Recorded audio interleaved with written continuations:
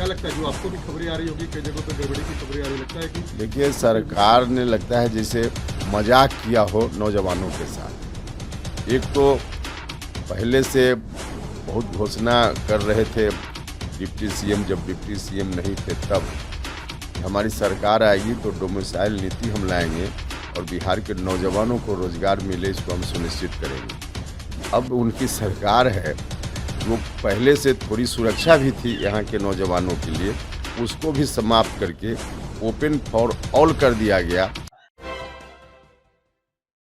नमस्कार, आप देख रहे हैं सिटी पोस्ट लाइव और मैं हूं आपके साथ हर्षिता प्रताप सिंह। आज उपेंद्र कुशवाहा के आवास पर सरदार पटेल की जयंती का समारोह मनाया गया, जहां तमाम बड़े नेताओं ने सरदार पटेल के चित्र पर माल्यार्पण करके उन्हें श्रद्धांजलि दी।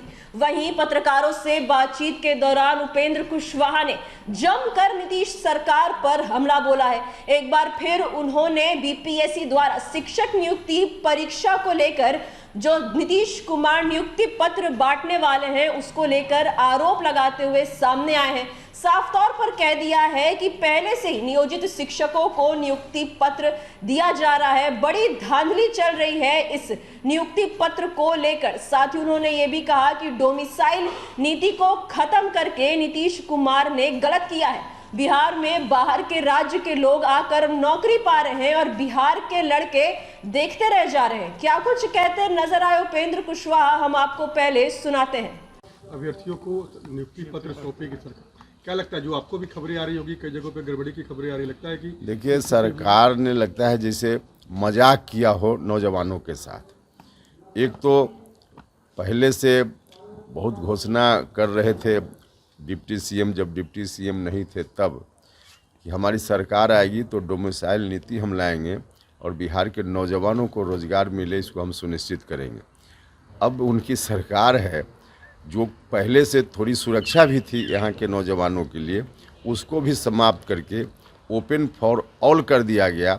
नतीजा हुआ कि बिहार के नौजवानों की बड़े पैमाने पर हकमारी हो गई और बगल के प्रदेश के लोग यहाँ आकर नौकरी पा रहे हैं। तो यह तो नौजवानों के साथ खिलवाड़ है। और जिस तरह से रिजल्ट आया है, चारों तरफ से इस रिजल्ट के बारे में नौजवानों के मन में, अभ्यर्थियों के मन में परेशानी दिख रही है। अलग अलग तरह की परेशानी है, अलग अलग तरह का कारण है। अब सरकार आनन फानन में कुछ काम करती है तो नतीजा यही होता है। और इतना ही नहीं, जिनको पहले नियुक्ति पत्र दी जा चुकी है, बहुत सारे लोग हैं जो ऑलरेडी नौकरी में हैं और उनको फिर से नियुक्ति पत्र देकर सरकार दिखावा करना चाहती है कि हमने इतने लोगों को नियुक्ति पत्र दिया है।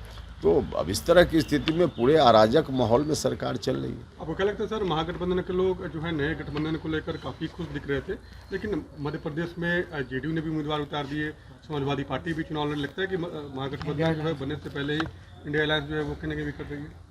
देखिए, हम तो बार बार कहते रहे कि स्वार्थ के आधार पे दोस्ती नहीं चल सकती, त्याग के आधार पे दोस्ती चलती है कहीं भी। और जिस विपक्षी गठबंधन में सब लोग अपने अपने स्वार्थ के कारण हैं, कहीं किसी के मन में कोई न तो देश हित है और न विपक्ष की एकता कैसे हो यह नियत है।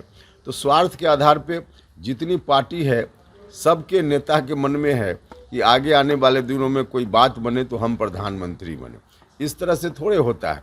तो स्वार्थी लोगों का संगठन ऐसे ही बनता है, जो आप देख भी रहे हैं।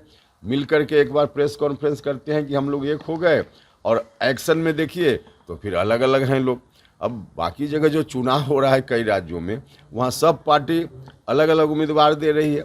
तो इनका कुछ नहीं होना है, ताश के पत्ते की तरह ये इसी तरह से और बिखरेंगे, देखते जाइए। सीट कब तक फाइनल हो जाएगा, क्योंकि लगातार आप भी दिल्ली जा रहे हैं, बड़े नेताओं से मुलाकात हो रही है बीजेपी की। नहीं, दिल्ली आना जाना तो कोई ज़रूरी है कि हमेशा आदमी एक ही काम से दिल्ली जाता है, वो अलग विषय है। लेकिन सीट शेयरिंग का मामला हम लोगों के बीच निश्चित रूप से बिना कोई परेशानी का हो जाएगा, उसमें कोई दिक्कत नहीं है, कर लेंगे हम लोग। ठीक है सर, आज क्या कहेंगे, पटेल जी की जयंती है, दिल्ली में भी भव्य कार्यक्रम जो है प्रधानमंत्री नरेंद्र मोदी के द्वारा किया जाएगा। नहीं, आज सरदार वल्लभ भाई पटेल को याद करने का दिन है, तो हम अपनी ओर से, अपनी पूरी पार्टी की ओर से उनको याद करते हैं, नमन करते हैं, उनके चरणों में श्रद्धा सुमन अर्पित करते हैं।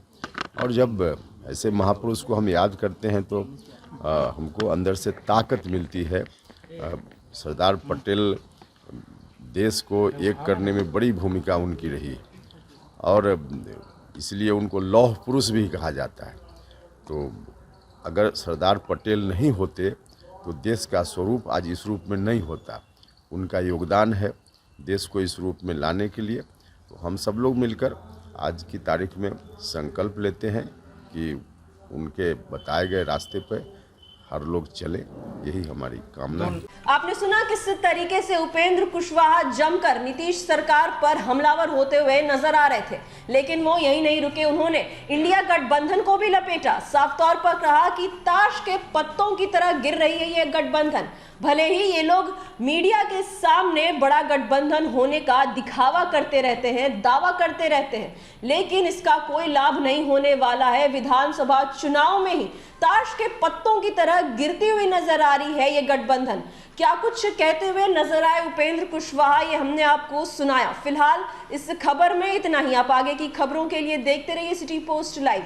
इस वीडियो को लाइक करें, शेयर करें और चैनल को सब्सक्राइब करना ना भूलें। धन्यवाद।